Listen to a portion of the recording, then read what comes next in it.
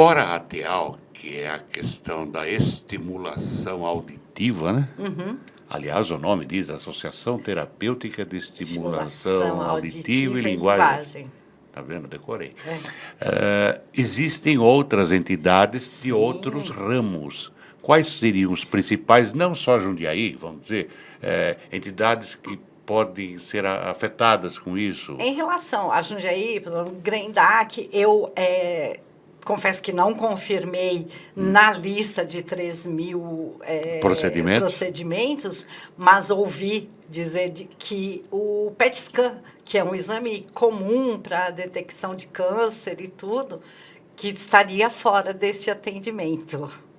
Então, veja que você tem um Grendac que vai criança legalmente priorizada pelo Estatuto da Criança e pela Constituição e afetada por uma situação dessa, porque não está numa lista.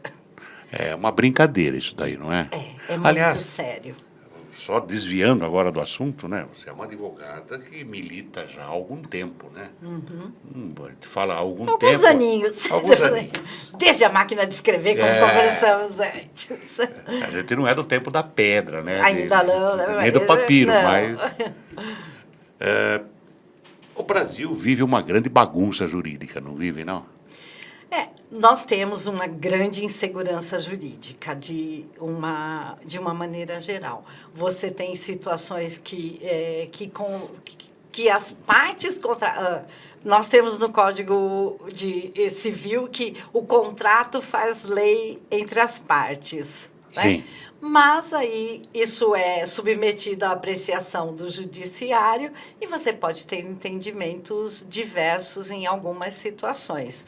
A gente tem casos, evidente que a maioria dos julgamentos, e existem tribunais a quem nos recorremos para essa proteção do direito, mas a insegurança jurídica é grande.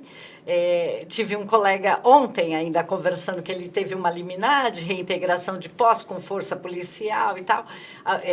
As pessoas que estavam ocupando a área não saíram, ele falou, vou pedir o reforço policial. O juiz falou, não vou dar, porque nós estamos em pandemia, isso e aquilo. Ele recorreu ao tribunal, o tribunal disse que não só não ia dar o reforço policial, como ia revogar a liminar que ele tinha. Brincadeira, assim, né? É difícil você explicar para o cliente isso. Tá, mas Então, assim, vive uma situação de insegurança jurídica mesmo. Você vê, hoje, há alguns anos atrás, ninguém sabia nome de ministro do STF, ninguém sabia nome de ministro do STJ. Agora, eles estão nas mídias todos os dias, porque tudo está sendo judicializado. Mas a gente não quer perder eles de vista. Sim. Porque o dia que eles saírem, eles vão ter que andar na rua.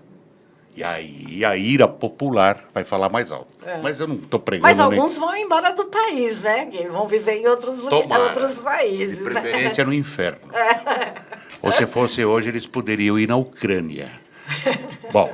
Mas hoje nem o presidente da Ucrânia está exposto. Não é louco?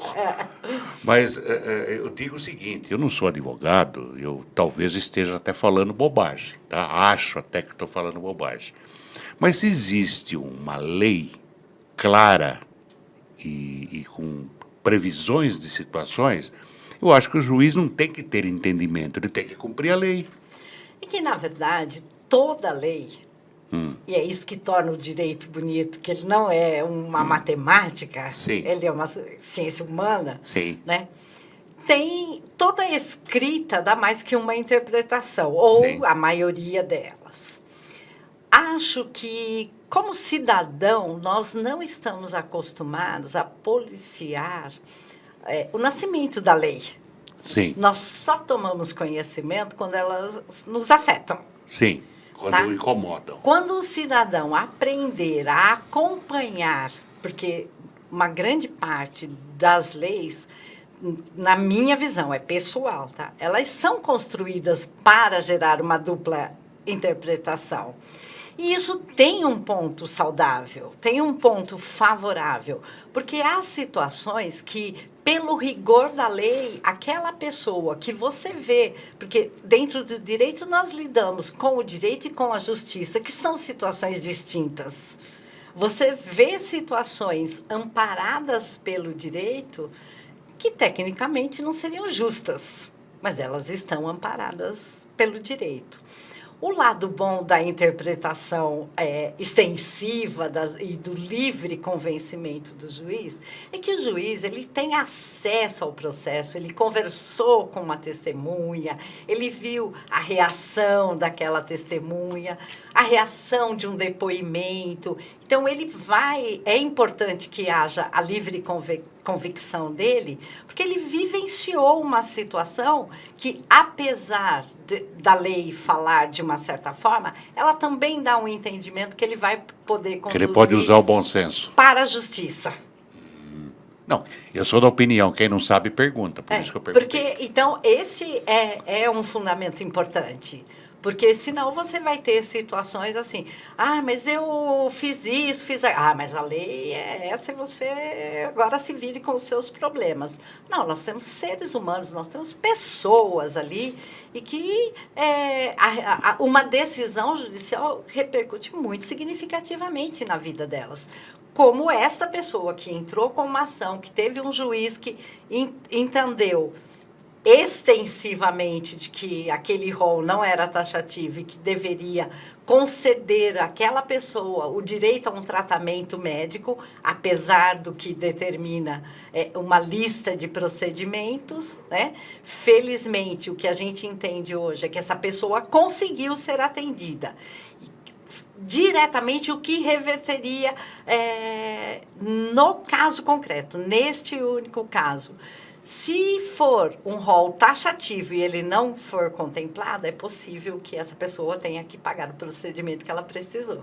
Que já foi feito. Que já foi feito. Ela vai ter que reembolsar o plano. É possível.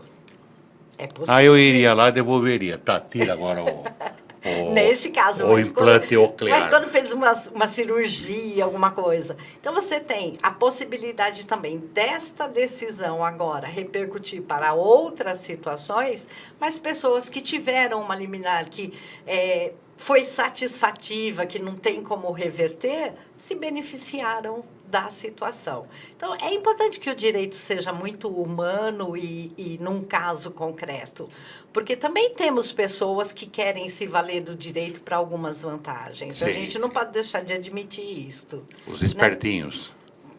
As pessoas que se julgam, e hoje nós estamos vivendo um momento muito sério disso, de que as pessoas querem o seu direito e às vezes não olham o entorno. Aí não tem dever, né? Não, e ontem mesmo eu comentei, eu estava vindo pela Avenida Luiz Latorre e uma pessoa entrou na faixa de segurança e passou e todos os carros tiveram que parar imediatamente.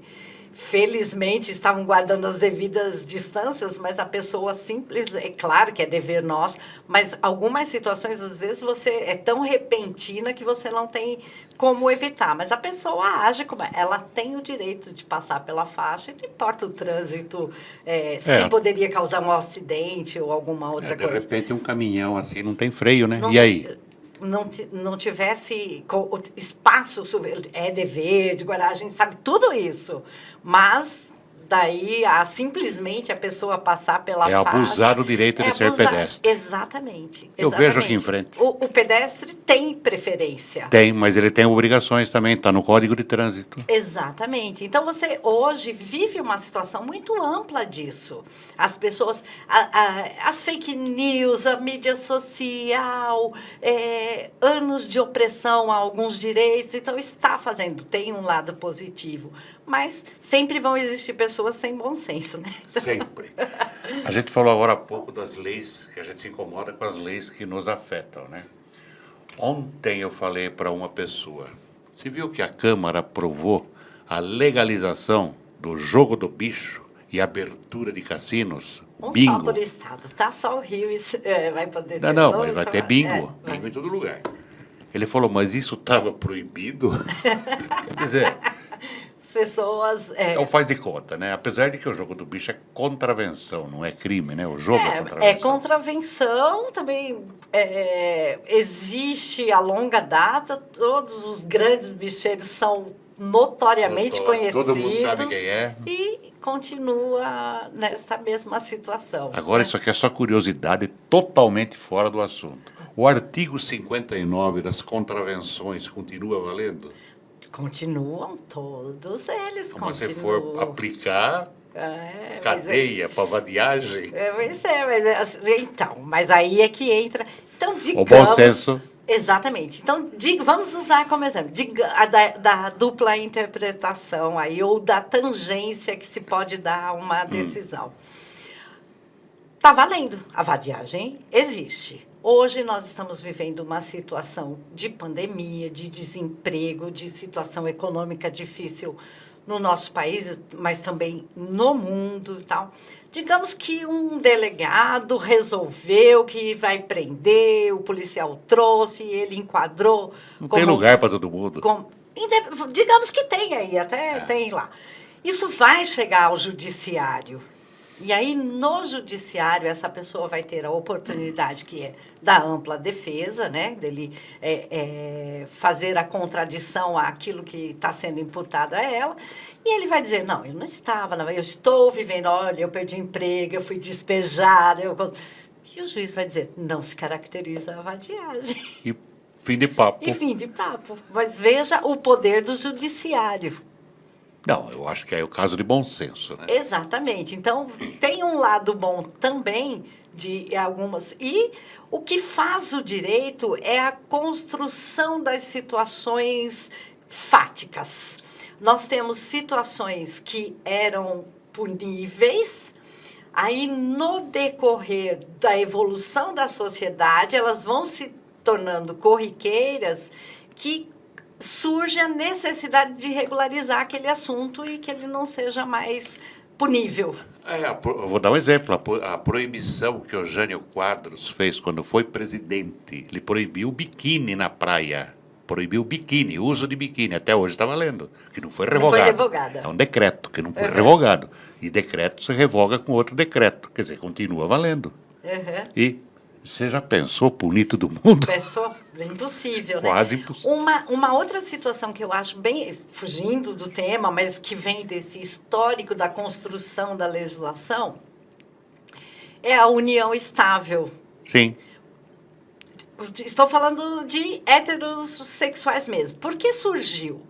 Os imigrantes vieram para o país, tinham a intenção de voltar para o país de origem, onde deixaram mulher, filhos. Chegou aqui, ele constituiu nova família. Esta nova família contribuiu para que ele comprasse um terreninho, uma casinha e tal. E pela legislação, essas pessoas que contribuíram para isso não teriam direito a nada. Aquela questão que eu falei do senso de justiça. É justo? Não. Tem que...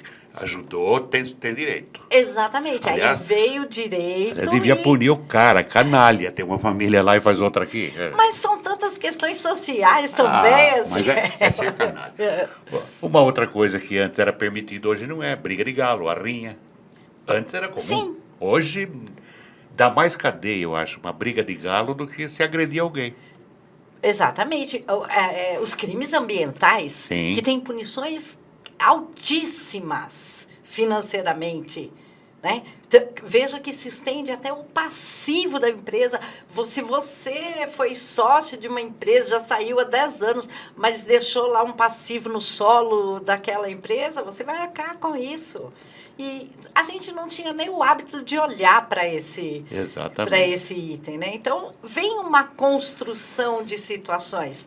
Ligando tudo isso a essa relação da ANS, vai precisar, e já existe também uma tendência para isso, de uma normatização, até de aumentar o rol. Ele é taxativo, mas vamos ampliá-lo. Sim, acrescentar coisas novas. Exatamente, porque não podemos fechar os olhos para a tecnologia e do quanto isso salva vidas. E há uma previsão de quando vai terminar esse julgamento, assim? Não há, porque ele foi retirado de pauta, pedindo um novo prazo, porque houve é uma situação política também para se decidir aí, assim como a questão dos bingos também tem um envolvimento político. Imagina. Né? Que tem uma bancada favorável, uma bancada desfavorável. E, infelizmente, haverá alguns acertos políticos nestas decisões, até mesmo nas duas. E que bom que a sociedade se manifesta, porque creio eu que só saiu de pauta ontem porque a repercussão foi grande nas redes sociais. Eu notei todo mundo falando isso. E você vê, isso já vinha desde setembro, mas não estava com essa intensidade. Mas porque saiu de pauta já em setembro com o pedido de vista da ministra Nancy Andrighi. Então, mas hoje, se não fizer barulho... Exatamente. Então, eu acho que, sem qualquer trocadilho, né, porque a ATEAL é questão de ouvido, mas se não fizer barulho... Exatamente. Esquece. Por isso que a ATEAL existe, para que todos possam ouvir. Possam ouvir o barulho. Exatamente. Bom, agora voltando a Jundiaí. A ATEAL está completando 40 anos. 40 anos neste ano. Que mês? Maio. Maio. Tá? Então, nós vamos ter... estamos lançando já uma hashtag do É Bom Fazer Parte, porque, de uma certa forma, todos fazem parte, principalmente nós, colaboradores. Nós estamos muito felizes com a amplitude do significado da ATEAL, que nós sabemos que ela é referência em muitas situações. Nós temos depoimentos de familiares atendidos que só nos deixam assim, envaidecidos por realmente fazer parte dessa instituição. E a Roseli trouxe aqui um livro que eu ganhei, vou levar para casa e vou ler, sobre os 35 anos da ATEAL. Quer dizer, a ATEAL não é uma entidade que começou ontem, né? Exatamente. Ela já tem um trabalho aí. E é importante falar um pouquinho disso, Anselmo, que eu acho que as pessoas não têm muito conhecimento do que é uma instituição, o que é o terceiro setor, porque nós somos do terceiro setor, né? Então, o universo empresarial é dividido em 3 setores. O primeiro setor é o Estado, com as atividades que ele tem por obrigação prestar ao cidadão, envolvendo segurança, educação, saúde e a própria administração pública. Ao Estado cabe fazer o que a lei determina. Tá? Ele só pode fazer aquilo que a lei, ele não pode inventar, ele tem que cumprir rigorosamente. Existem princípios constitucionais e administrativos que determinam que o Estado é obrigado a fazer. As empresas têm, que é o segundo setor, elas têm um caráter lucrativo em benefício dos sócios, dos donos. Tá? Então, ela vai fazer aquilo que realmente possa dar um lucro para os seus donos, como são os planos de saúde. O objetivo dela é dar lucro para o dono. Sim. Seja uma pessoa ou seja um quadro de sócios como as SAs. Exatamente. Ela tem por objetivo, por exemplo, se eu sou acionista de uma empresa que eu vejo que não está me dando o lucro que eu espero por conta de atitudes do presidente, se eu tiver poder, eu vou querer destituir esse presidente da empresa. E aí surge o terceiro setor, que vem de um histórico das filantrópicas, que eram normalmente comandadas por igreja, por primeiras damas, que faziam somente filantropia. Pegava pessoas caridosas e atendia quem necessitava. Felizmente, esta situação mudou e se profissionalizou, ou está se profissionalizando. Se organizou, seria melhor, o terceiro setor. Então, instituiu regras também, e também porque hoje vivemos um tempo em que simplesmente doar fica difícil. Então, regulamentou-se a situação, o primeiro setor deu algumas isenções e imunidades tributárias, coloca regras para ela cumprir, para ter essas isenções e imunidades tributárias, que vem e liga O segundo setor, que é a empresa, que olha, realmente vamos colocar aí os planos de saúde, vocês não querem, não vão atender de graça ninguém. Ó, esta instituição atende, mas você dá uma contribuição para ela. De que forma? Você renuncia a uma parte do seu imposto de renda em favor dela e eu te dou o direito de fazer isso legalmente. Você faz uma doação, você vai financiar um projeto social e, por conta disso, você vai ter um outro benefício tributário, porque não dá simplesmente para só ser uma doação. Todos têm que ter, e as empresas não vão simplesmente doar. Não. Elas vão ter um benefício em razão disso, senão não haveria. Eu vou até... Não vou falar que isso aqui é muito pesado. Não, eu vou falar. Assim, eu sei de empresa que já fez doação, vamos dizer de uma, me faz um recibo de 3 aí. A gente tem essa cultura também. Eu sei quem enfiou dinheiro no bolso, mas não vou contar. Melhor não contar, né? Não. Depois, só em off. Não. Eu quero escrever um livro, qualquer hora, para publicar depois que eu morrer. Porque antes eles me matam. Então, aí em Jundiaí nós temos excelentes, evidente que alguns tipos de benefício para a empresa, eles são cabíveis para as grandes, que são as empresas que são taxadas pelo lucro real, que tem como fazer a demonstração financeira da doação.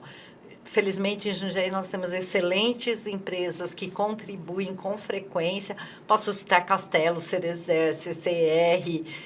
Não é legal citar nomes, porque às vezes a gente esquece de algumas. O perigo é esse, só isso. Mas nós temos grandes contribuições nesses sentidos. E aquelas campanhas que tem mercado, de você deixar a nota fiscal sem CPF, ajuda em alguma coisa? Ajuda muito, porque eu ia completar.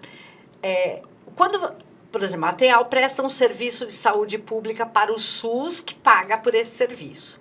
O que o SUS paga, que se você achou ruim o que o plano de saúde paga para um médico, é porque você não sabe que o SUS paga R$10 por uma consulta. E nenhum médico trabalha por R$10 a hora, vamos supor, na ATEAL, né? Sim. Ou em qualquer outra instituição. Então, a ATEAL vai em busca de recursos para poder suprir complementar. Exatamente. Esses recursos, por exemplo, quando uma empresa ele destina um tributo dele para um projeto, ele é vinculado àquele projeto e na prestação de contas tem que bater o dinheiro que ela deu com o dinheiro que gastou. E há muitas coisas que não entram no projeto. Por exemplo, custo fixo de telefone, que você, para o projeto, eu vou usar 3 dias, mas eu não contrato por 3 dias. Eu contrato por 30. Sim. De onde veio o restante para pagar isso? Então, isso vem das doações e das buscas que nós fazemos, assim, com telemarketing, venda de produtos sociais. Bazar, que foi muito prejudicado durante a pandemia. Eventos, e é pizza, e é pastel. Então, esse dinheiro vem para completar esses gastos. A nota fiscal paulista é um excelente meio de receita para as instituições, porque ela não vincula, eu não tenho que gastá-la num projeto determinado. Ela não tem Então, eu posso pagar esses outros 27 dias com o recurso que vem disso. Além da possibilidade de ser sorteado. Né? Porque Sim. já aconteceu, fomos sorteados com R$10 mil, isso é muito importante. Mas, infelizmente, as pessoas não têm o hábito de vincular. Existe o aplicativo Nota Fiscal Paulista. Eu, por exemplo, tenho o aplicativo, no meu aplicativo eu deixo a ATEAL como destinatária, pelo período de 2 anos, que toda nota que eu pedir CPF vai uma parte para a ATEAL. Tá? Então, eu já deixo isso vinculado, eu não preciso não colocar o CPF. E nós temos 2 situações, pessoas que têm o aplicativo e que vincula já a doação para uma instituição de livre escolha, e onde você não usa o CPF, você deposita lá.